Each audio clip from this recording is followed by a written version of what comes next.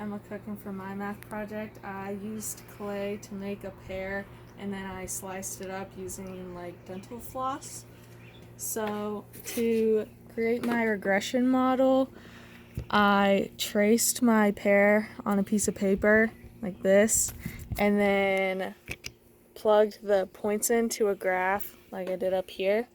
And I used the regression tool on Desmos to do the kind of parabola shape of my pear, and then for the top of my pear I recognized that it could be used as like a natural log function.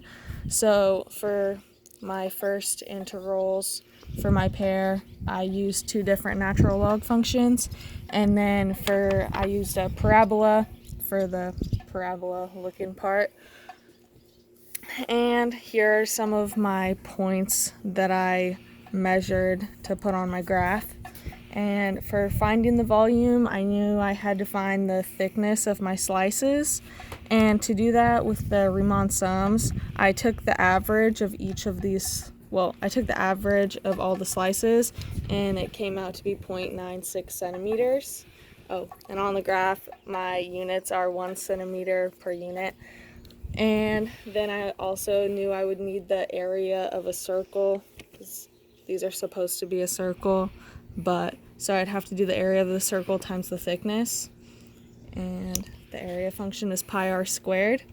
So for my volume, it had to be pi times the function, which the function helped me to find the radius, so pi times the radius squared times delta x, or dx.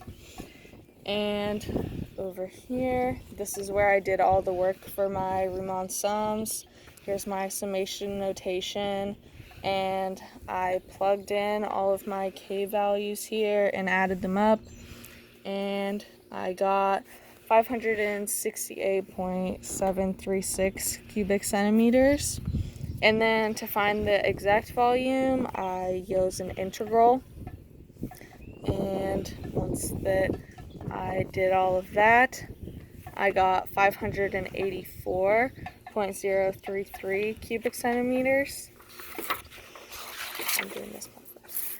And then, so to find the exact volume of this without using any calculus, I wrapped my model in saran wrap because it's clay so it can't get wet, and I made my own graduated cylinder and using a vase and a Sharpie, and I put it in, and the volume came out to be 500 milliliters, which is equivalent to 500 centimeters.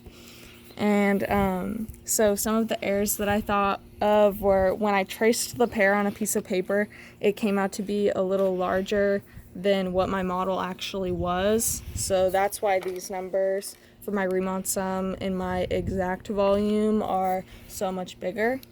And my percent error between my Riemann sum and my exact volume using calculus was only 2.7%, but my percent error between my exact volume using integrals and my exact volume without using calculus was 14.4%.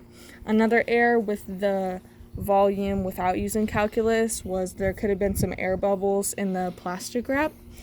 Overall, my average for my pear was 550 cubic centimeters, and personally I think that the water displacement method to find the volume was the closest, just because my graph was so much larger than the actual model by a slightly noticeable amount. So there's my project.